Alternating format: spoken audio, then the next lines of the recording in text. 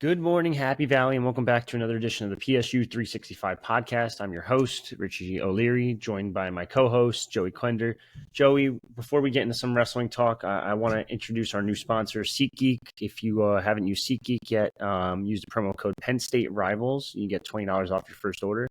SeatGeek.com, it's like the number one ticket distributor, or whatever you want to call it, all that good stuff. So let's jump right into it. I guess the biggest news from the weekend, I mean, you can actually argue this one. The biggest news from the weekend from Penn State side is probably the Carter Starocci news. He had a very kind of dismissive tweet, I guess you could call it. It was very odd. He obviously injury defaulted and took the two losses, and tweeted out later that night, looking forward to a new chapter. Thank you, Penn State forever. Joey, what's kind of the latest you're hearing on this? Well, he wasn't in the team photo yesterday after Penn State locked up the team title. So he obviously, the rumors of him leaving College Park are true, and he's back at State College, assumedly. So, you know, basically everything's still pretty tight-lipped, other than what Kale said yesterday after, Carter sent the tweet out. Obviously, he's pretty upset with Kale because, from what I understand, it was kind of up in the air whether he was going to wrestle this weekend. And then I guess a little while before the match, Kale pulled the plug and Carter wasn't super happy about it. But,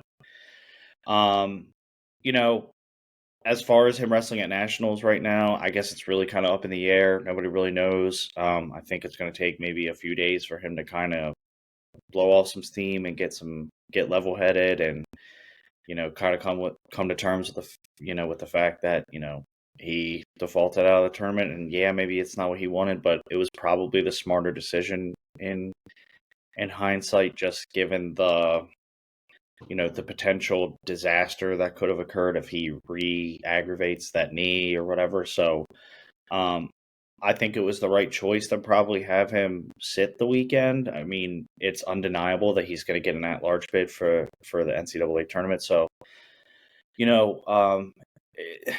their job as coaches is to look into the best interest of the wrestler. And when you're as successful as Carter Starocci is, you're very competitive. And, you think you can go out and wrestle under any circumstances with any injury. And, I think Kale probably took into consideration that, you re-aggravate that injury, that you're really going to throw away the national tournament and, potentially more. I mean, knee injuries are very complicated. We've seen a lot of guys in a lot of different sports have very severe knee injuries, and they kind of linger over the course of their career, and they're really never the same after. So I think Kale kind of looked at the long-term picture. I think he wants Carter to be either the first or the second four-time NCAA champion in Penn State history based on what him and Aaron Brooks do in 2 weekends.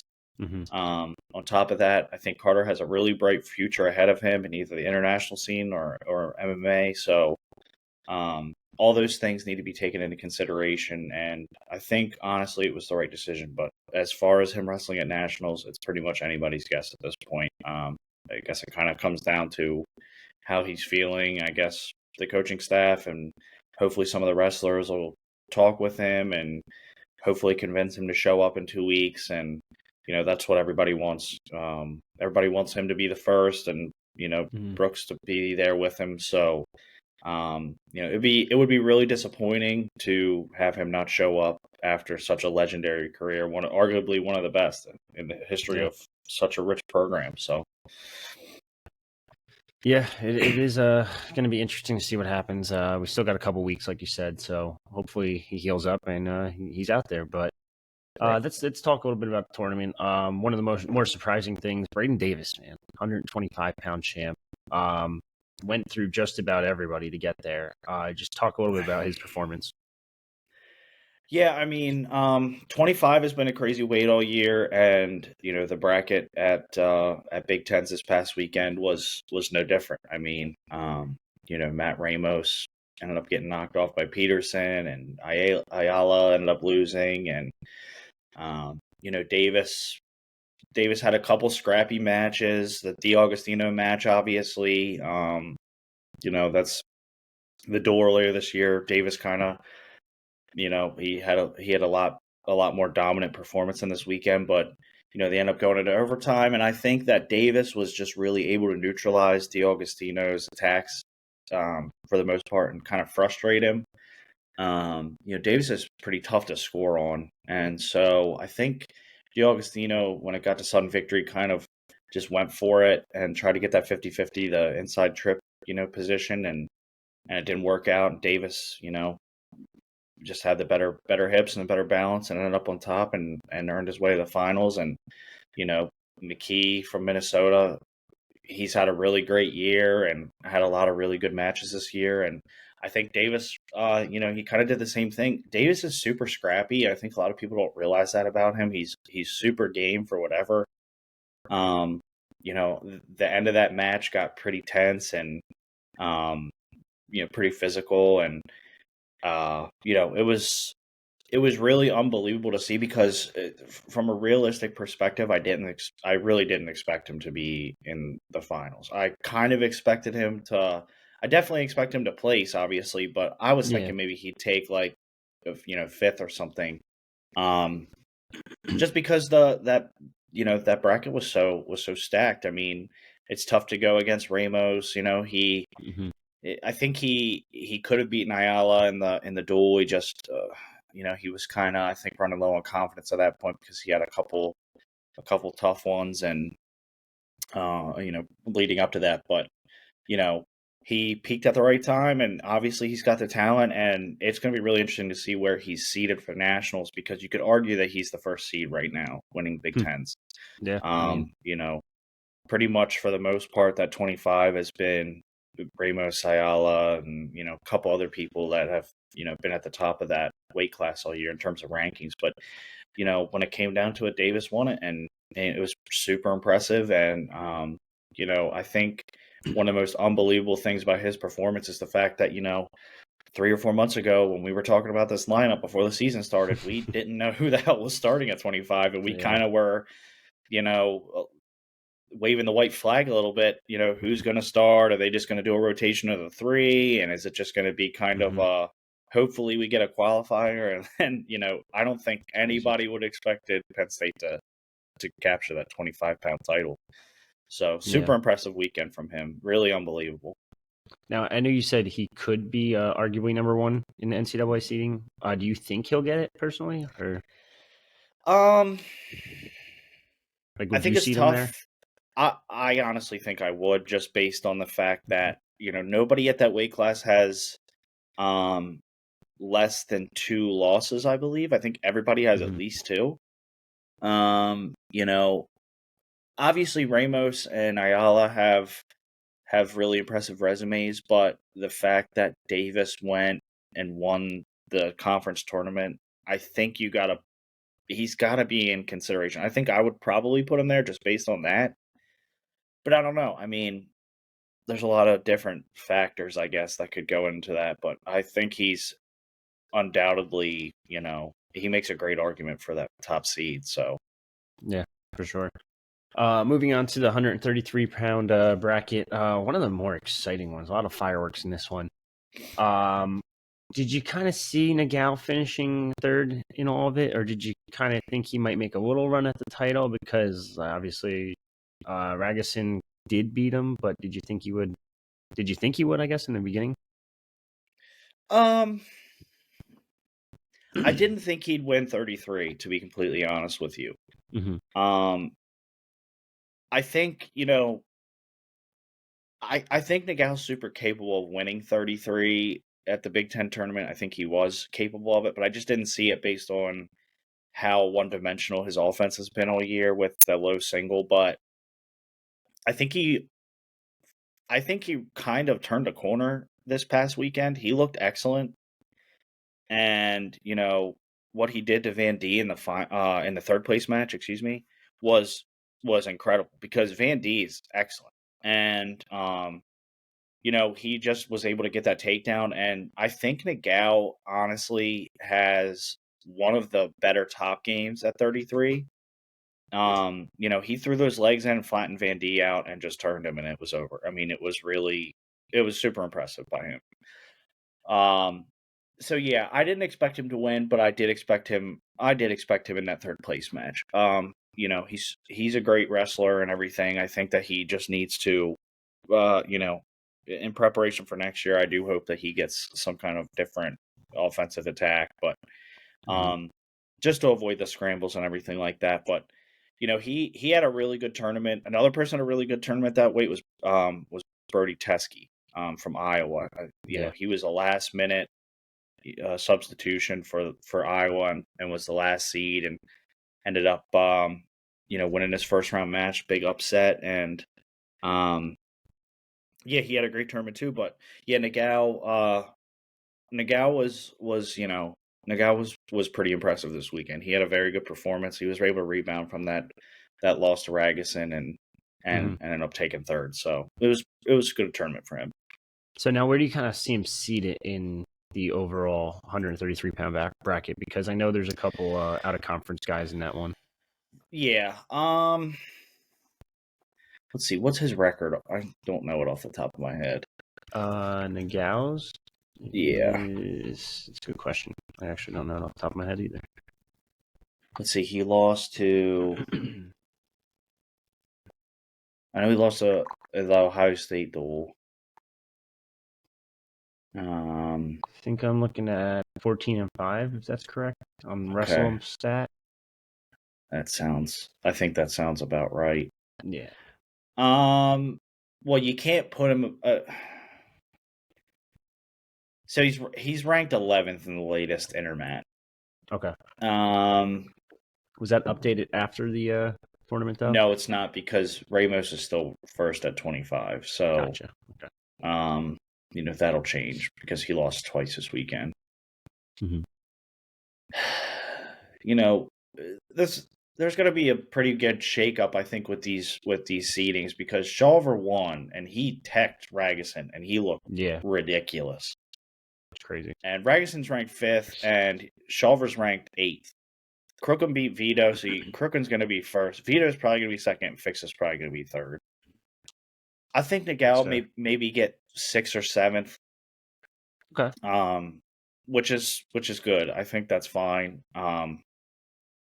He's just going to have a little bit of a tougher road to make a deep run because of his seeding. It's just going to be tougher for him. Mm-hmm. But he obviously proved this weekend that he can beat a lot of really good kids. So I expect him to All-American for sure. I just think that I just hope he doesn't get in on attacks and kind of get stagnant. I think that's been, I think, his biggest problem this year, just because he's been able to get on that low single a lot, but he just gets neutralized and it ends up being a scramble or whatever. And it's tough to finish those shots on those smaller kids because they're quicker. But so I mean, we'll see. It'll be interesting to see where he kind of gets seated. Moving on to the 141-pound, Bo Bartlett made it all the way to the finals, only to kind of lose, which I shouldn't say kind of lose. He did lose. But yeah, I don't know why I say kind of, but yeah. How kind of disappointing is this one a little bit? Just because he hasn't lost all year, and then he goes into the finals, and I don't want to say he didn't look great, but he didn't look good either. It was just like, you're right. It was arguably the most frustrating match of the tournament for me to watch. Mm-hmm. Bo is such a good wrestler, and he's so talented. Mm-hmm. And when he gets into these moods where he refuses to take shots, it is one of the most frustrating things as a fan, as a supporter of this team, as somebody who likes to watch good wrestling, regardless of who is out there. It's mind-boggling. It was so frustrating to watch him stand there and refuse to attack, refuse to get offensive, refuse to try to score points. It was just, it's a problem he's had most of the year. And then I really thought that it was over when he beat Woods. I thought he established undoubtedly that he was the guy. And I'm not saying he's not still, because he's beaten Mendez, obviously, but they've had a couple really tight matches. The duel was super close, and he won on sudden victory. Last night, it was just a beautiful little counter from Mendez, and he was able to finish with 8 or 6 seconds left. But the problem is for 6 minutes and 54 seconds, he didn't do anything. He just refuses to shoot, and it's horrible, because you know how good Bo Bartlett is. He's more than capable of winning this weight class this year. He should win this weight class this year. Woods wrestled for 5th, I believe. Just with that, if I can encapsulate in one word, it was very frustrating. It was just frustrating to watch. It was, I was sitting there and just begging him to take a shot. And I don't know if it's a combination of things. I don't know if it's one singular problem, whether he just doesn't trust himself offensively, whether it's he wants to wait for the perfect opportunity to shoot, whether it's, he wants to just kind of counter. I don't know. I don't know if it was a game plan or not, but he just wouldn't shoot, and it was just awful. So I just hope that this version of him doesn't show up. He had a really good tournament. He got to the finals and just didn't do what we all thought he should have done. So, yeah.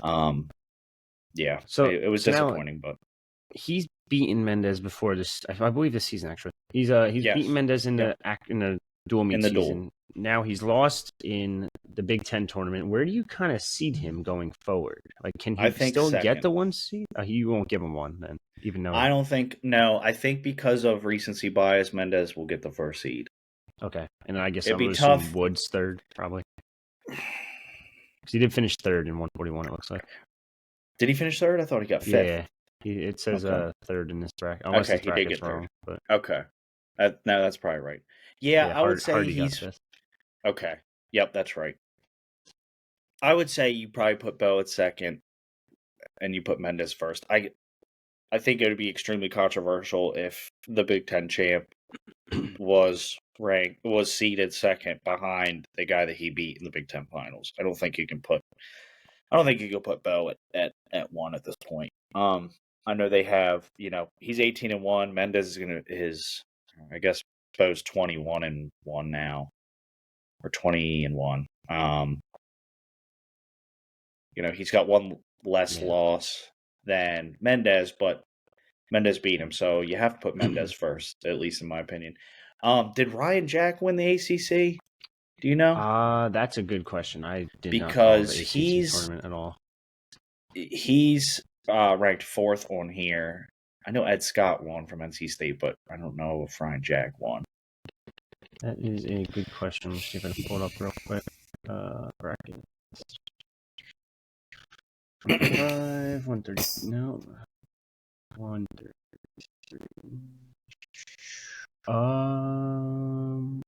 It was either him or McNeil, I would imagine. I don't know. Unless this might be an old bracket I'm looking at. Jack did win. Yeah. Okay. So I would argue that Woods is probably going to be the 4 seed. And Jack will be the 3 seed. So I would do Mendez, Bartlett, Jack, Woods, which means that Bo will hit Jack in the semis if the bracket ends up being perfect, which should be fine.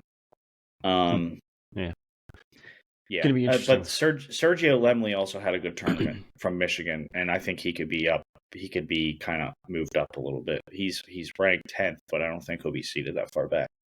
Okay, so let's move on to 149 pounds. Now we didn't expect Tyler Kasich to win it. I don't think you said that. But he did have a couple good showings, and he ended up losing to the champ in Lovett in the semifinals, I think it was. So yes, yep. Overall, just thoughts on Kasich, because he did run through the bouncer or the wrestlebacks and made 3rd place. So yeah, and he looked great against Ethan Miller in the 3rd place match. Beautiful double leg, just throw him over into his back and pinned him. I mean, it was great. Him and Nagao lit that place on fire when it was the 3rd place round. The place was going ballistic because of them. Yeah. I think that Kasich is super interesting case here. Mm-hmm. He is right there against Lovett. Right there. I mean, he had a few opportunities to win that match and just came up short. I'm gonna go bold and brash here, but if he hits Lovett the national tournament, he's beating Rich Lovett. I'm just saying it. Historically, just the way Penn State guys have performed at nationals and won when it counts, and I think that he'll get there. I think he's kind of peaked over Dylan D'Amelio. I think the guy I'm most worried about at 49 for him is either Henson or Gomez. Okay. Gomez took second. Lovett beat him, but Gomez is really tough. I think, and the fact they haven't seen each other this year, I think the fact that he's wrestled Lovett twice now gives him, I think he'll be. I think the coaching staff will be able to kind of figure that one out for him, and they'll go in with a certain game plan. I think he'll be able to neutralize a couple things, but Kasich actually is going to make things really interesting for the lineup next year. Because I would love to see what happens with him and Van Ness. Because at this point, we have no clue who's better. And obviously 74, Starocci's leaving, and Truex will be gone, Brooks will be gone, and that whole part of the lineup could shift in order to make room for both of them. Or you could redshirt Kasich. True. Or you could redshirt Van Ness even, and try to squeeze them in both together the following year or whatever. But yeah, I mean, Kasich's been really unbelievable, to fill in as a backup, to take third, and to really be right in the conversation as far as who could win this thing. He's had an incredible year. I think that everybody should be super, super happy with how he's performed. He's really shown up to the tight matches, and he's been super impressive all year. So he had a really good tournament, and it's awesome that he took third, and I'm really excited to see what he does in 2 weekends. He's excellent. Now, I know you said if he faces Lovett again, you think he'll beat him. Do you think is there any shot in hell he can pull this off and win this 149 bracket? Absolutely. Yeah, I absolutely do.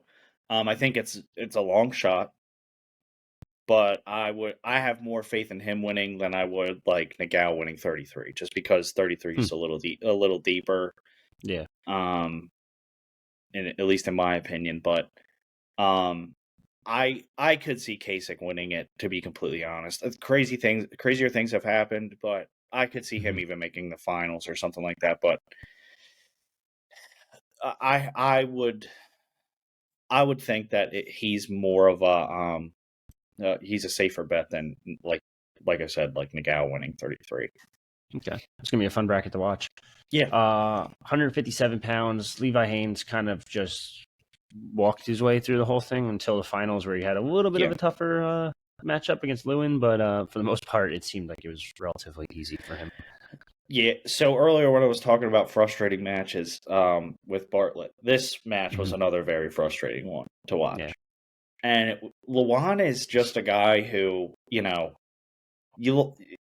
entire weekend, you wait for him to get on the mat, you wait to the third period, and you could put $1 million down, and you could bet that the score is going to be 1-1, and it almost always is.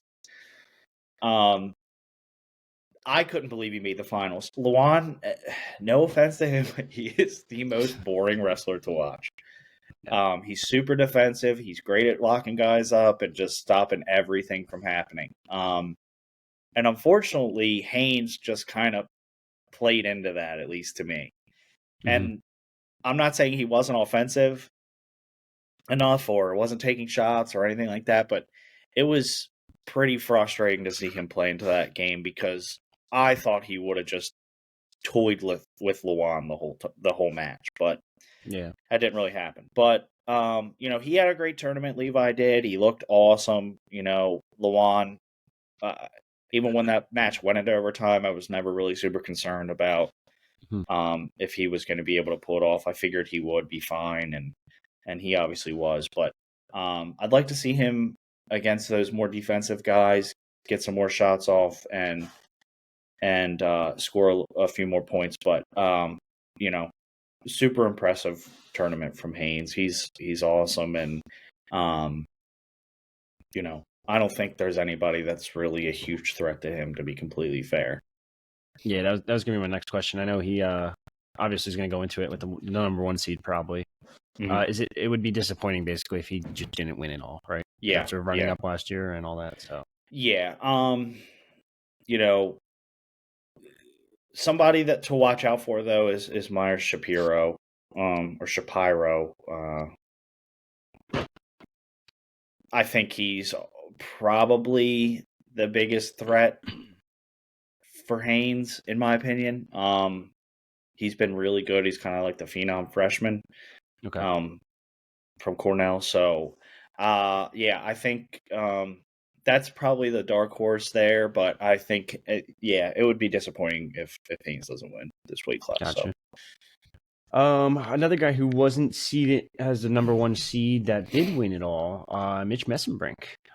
Pretty good showing from him, coming in as a 2 seed and just kind of fall, tech ball, and then 13-11 decision. I mean, pretty solid performances.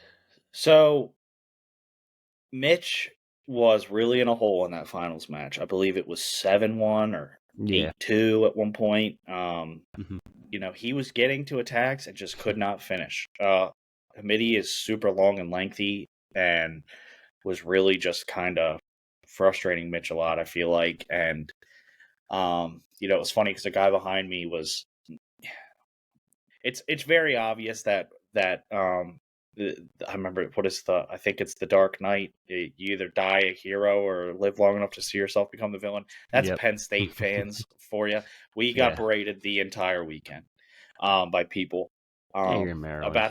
about right. But I mean, it wasn't just them. It was like a bunch of different people. Maryland fans were the worst ones, but I mean, it was like, we got called Golden State Warrior fans and like all that crap. Jesus. And whatever. But there was this guy behind me who was like, "Oh, this one's insurmountable. This lead's too big for Mitch to come back on." I'm just like, dude, you you better hope that comes true. But I was pretty convinced that Mitch would get to him or at least get close, just based on the pace that he keeps. And obviously, I think that kind of became the factor in him pulling this off. Hamidi kind of went for a roll through and got called on his back, which gave him 3 and then 4, and put Mitch up. And it was a really unbelievable performance. Everybody was talking about how this was going to be his first real test. Not to say that Amin wasn't a real test. Not to say that Fish wasn't a real test. Not to say that who's the other kid? Caliendo wasn't a real test. Mikey Caliendo's an excellent wrestler, and he ran through him at this tournament. I mean, it was unbelievable. It was ridiculous. Like, he just could not be stopped. And so I didn't think that Hamidi was going to be too big of a problem, but obviously I was wrong.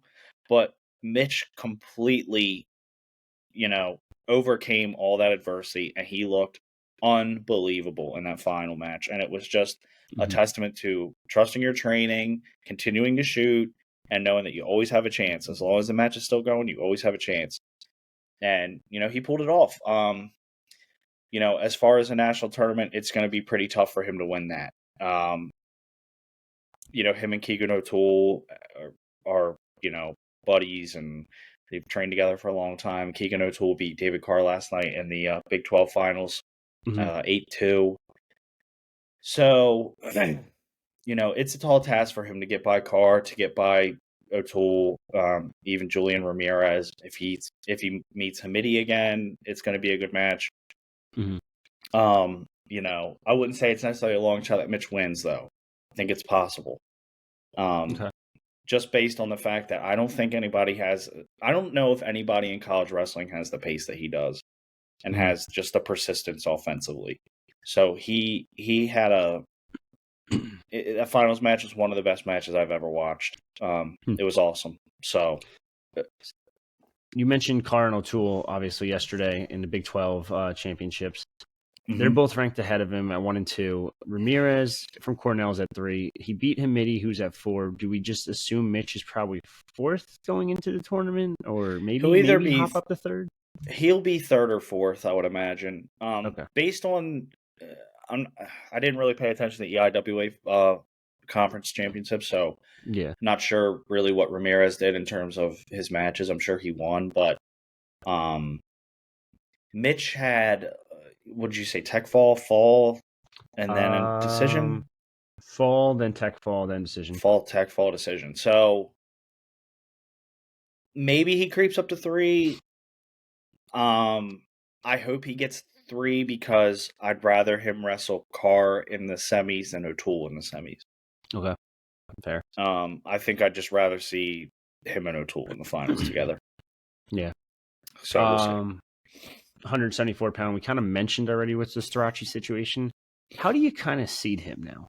Because it's like a weird situation where, yes, I guess he has 2 losses, but he's also far and away probably the best wrestler when healthy.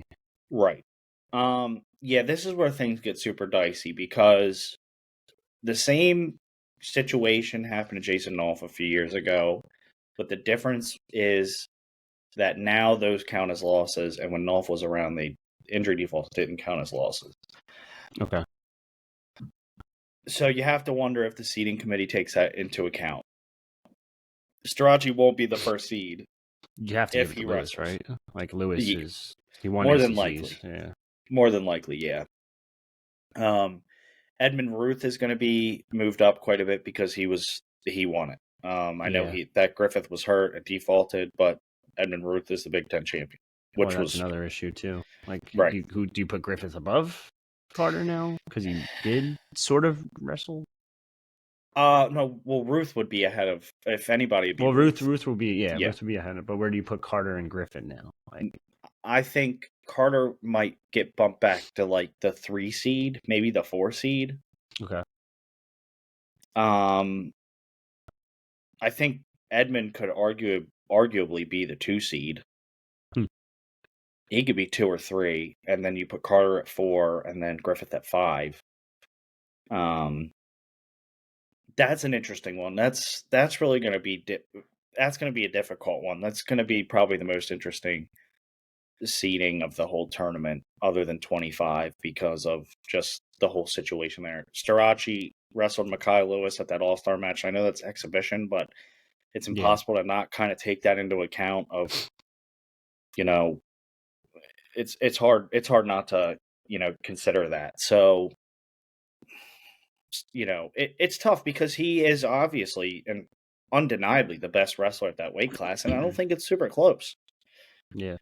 So it's really difficult to kind of picture where you're going to put him, because I think there's an argument that you could put him as the 1 seed, but I just don't think that's going to happen. I think it could be super shocking, and they could put him at 2. I don't know, but I just think with all of the variables there, like, I mean, I do wish that we would have gotten to see Ruth and Griffith, because Griffith has had kind of he's had a good year, obviously, but I think a lot of people expected him to be a lot better down the road because he was a freshman national champion. I think a lot of people expected him to really jump levels. And I'm not saying he hasn't gotten better, but I think he's been a little underwhelming. And so, I do wish we would have gotten to see that Ruth Griffith match just to see, how it would have panned out. But yeah, this is going to be a super interesting one in terms of how they seed it and how the matchups come along. And then you have to take into account, does he even show up? That too. Yeah, that would play a factor.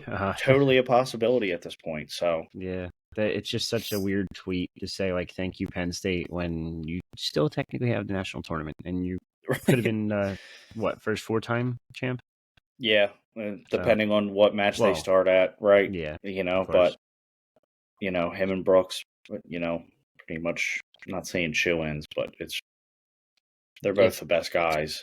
Yeah, if healthy, if they wrestle, obviously. Yeah. But yeah, moving on to 184. Bernie Truex making some noise finally. We've said it all season long. He's either great or he's awful. And this weekend he was great. All the Yeah. way to second place. Went to sudden victory with Salazar, I think it was. Salazar. Yeah. Yep. So I mean, pretty impressive. Yeah, and he had a couple opportunities to win that Salazar match. He had a really nice sweep single that he kept getting in on. Just couldn't finish it. Salazar is massive. He looks like he should be wrestling 97. He is huge. Bernie had a great tournament. He, avenged that loss to Lenny Pinto.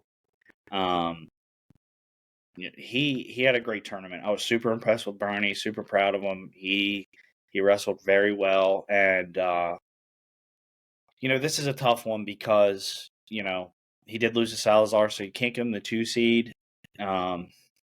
You can't give anybody but Kakaisen the 1 seed. He's just had one hell of a year. So it'll be interesting to see where Truex ends up. But I think he'll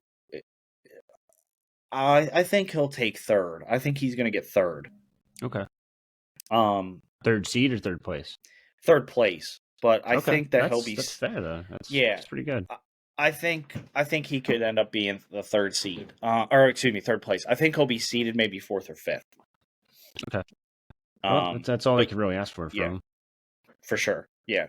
He had a great tournament though. Really happy to see him kind of turn a corner, and he's peaking at the right time. So Brooks 197. I mean, major tech fall. Like it's almost, I don't want to say it's a joke, but it's almost like it's such a big gap between 1 and 2 there. Yeah.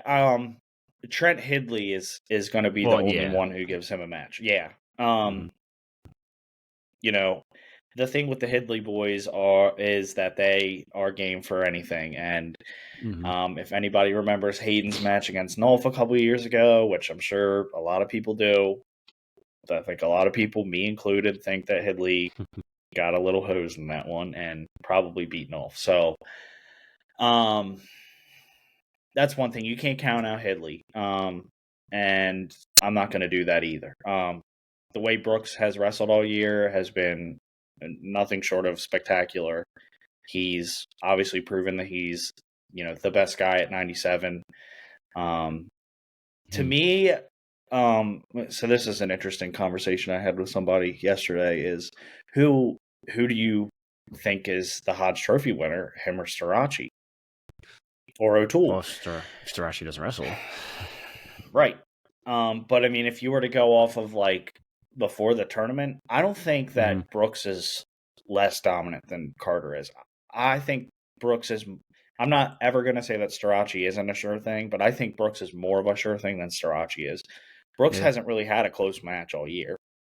True. And Starocci, I know he kind of dealt with an illness for a few weeks. The Michigan State weekend, obviously he didn't wrestle at all, and then the following weekend he just kind of looked a little slow, and I think he was still kind of getting over some stuff. So, we'll take that into account. But I think Brooks is the best wrestler in the country, pound for pound. I think he's probably the front runner for the Hodge, other than O'Toole.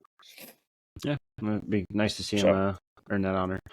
Last but not least, Kirk kind of just ran through the Big Ten bracket, tech fall, major, and then a 9-3 decision. Yep. I mean, there's not really much of a comp in the Big Ten conference when it comes from 1 to 2. There's just a solid gap, but he'll have a little bit of a challenge, it looks like, in the NCAAs. Yeah, there's a couple. I mean, he wrestled Hendrickson at the All-Star match. Obviously, like we previously mentioned, that's an exhibition, but he, I believe, won that match by tech fall. He wrestled Feldman earlier this year. It was, I believe, a major or close to it. And the only points Feldman scored in that match yesterday were a very early takedown. Kirk got right up and didn't give up another point the entire match. So I think you're looking at the national champ at 285. So I don't think that's going to be. I think that he's probably a bonus point. He's going to get bonus points in at least 3 matches. Kirk's looked unbelievable all year, and I'm super, super happy for him because he has kind of gotten the short end of the stick in terms of getting matched up with, like some prodigy every year. Like he had Paris one year and he had Stevenson one year, and it's just like, good Lord, this guy can't catch a freaking break. So I'm happy he's the man, and I